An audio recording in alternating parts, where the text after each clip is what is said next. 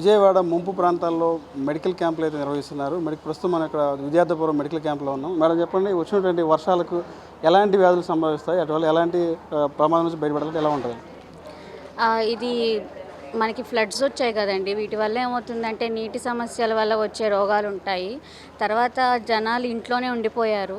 దానివల్ల కూడా మనకి లోపల ఉండే జ్వరాలు వాటి వల్ల ఒకరి నుంచి ఒకరికి రావటం అది జరిగే అవకాశం ఉంటుంది. ముఖ్యంగా నీటి వల్ల వచ్చే ఇబ్బందుల నుంచి ముందు జాగ్రత్త పడాలి. నీటి నుంచి మనకి మెయిన్గా ఇప్పుడు సీజన్ కాబట్టి వర్షాలు ఇంకా పడుతూనే ఉన్నాయి కాబట్టి మలేరియాలు కానీ డెంగ్యూ ఫీవర్స్ కానీ జ్వరాలు జనరల్గా వర్షాకాలంలో వస్తాయి. అలాంటిది ఇప్పుడు ఇంకా నీరు ఫ్లడ్స్ వల్ల వాటి వల్ల ఇంకా ఇబ్బందిగా ఉంది కాబట్టి నీరు మనం శుభ్రంగా ఉంచుకోవటం చాలా ముఖ్యం. వేడిగా నీళ్ళని ఎప్పటికప్పుడు వేడి చేసుకోవటం, వేడి నీళ్ళు తాగటం, గోరువెచ్చటి నీళ్ళు తాగటం. తర్వాత మనం తినే ఫుడ్ కూడా బయట ఫుడ్ అది తగ్గించి ఇంట్లోనే వండుకొని వీలైనంత వరకు వేడివేడిగా అప్పటికప్పుడు వండుకొని తింటాం. ఇలాంటివి చేయటం ముఖ్యం.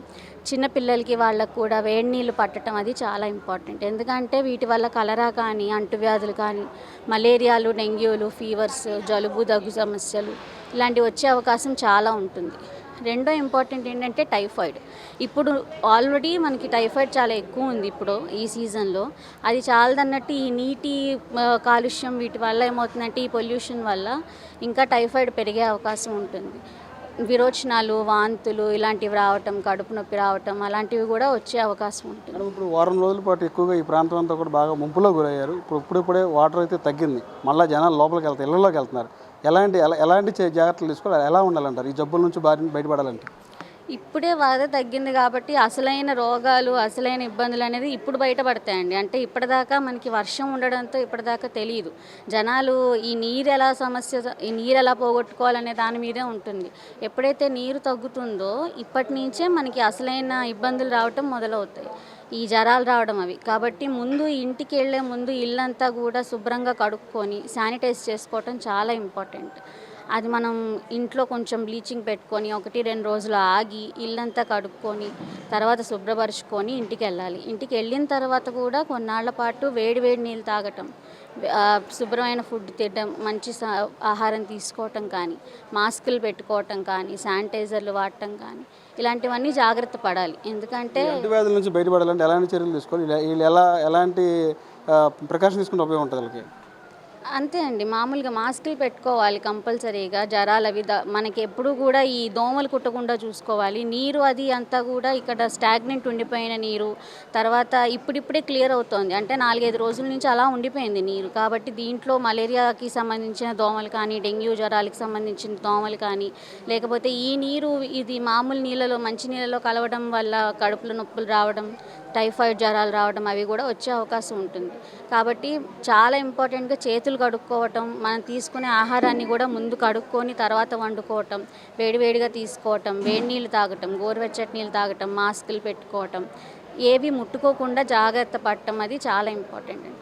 ఎటువంటి సమస్యగా అంటే ఏదైనా జ్వరం కానీ దగ్గు కానీ జలుబు కానీ ఉన్నా కానీ వెంటనే చూపించుకొని దానికి తగిన రక్త పరీక్షలు చేయించుకొని మందులు వాడటం అవసరం. ఇప్పుడు వరద అయితే తగ్గిపోయింది. ఇప్పుడు వచ్చే వాటర్ అంతా ఇళ్లలో కూడా డ్రైనేజ్ వాటర్ అంతా మిక్స్ అయిపోయి ఇళ్లలోకి వస్తుంది. ఇదంతా క్లీన్ చేస్తారు. వాటి వల్ల ఎలాంటి వ్యాధులు వస్తే దాని నుంచి ఎలా వీళ్ళు జాగ్రత్త పడాలి? ఈ డ్రైనేజ్ వాటర్ వీటి వల్ల అది కూడా ఏంటంటే ఇది నిల్వ ఉన్న నీళ్ళు అండి, అలాగ ఉండిపోయి ఇప్పుడు తగ్గుతున్న నీళ్ళు. అందుకనే వీటిలో అలాగా దానికి సంబంధించిన దోమలు కానీ క్రిములు కానీ అవి పెరుగుతూ ఉంటాయి.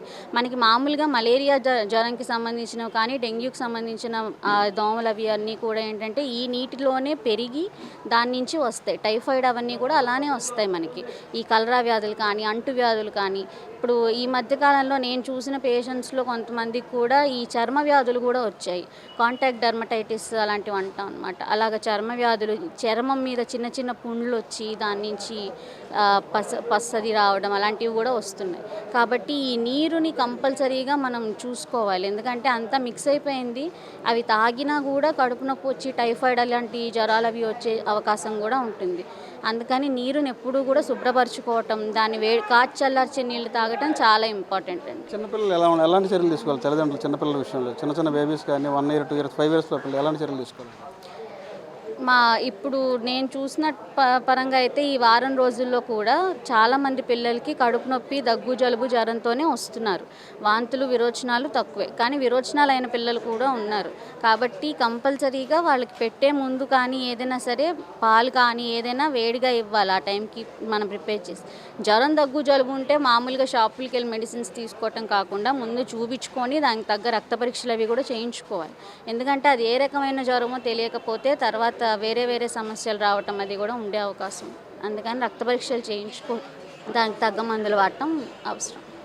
వరద నీరు పూర్తిగా వెళ్ళిపోయిన తర్వాత ఇల్లుని అయితే శుభ్రం చేసుకోవాలి. తర్వాత శానిటైజ్ చేసుకొని బ్లీచింగ్ మొత్తం శుభ్రంగా కొట్టిన తర్వాత 3 రోజుల తర్వాత అప్పుడు ఇంట్లోకి అయితే వెళ్ళాలి. మనం తినే ఆహారం ఏదైనా వేడిగా ఉండాలి. త్రాగే నీరు కూడా కాసి చల్లార్చిన నీళ్ళు అయితే తాగాలని చెప్పి డాక్టర్ పూజతో చెప్తున్నారు.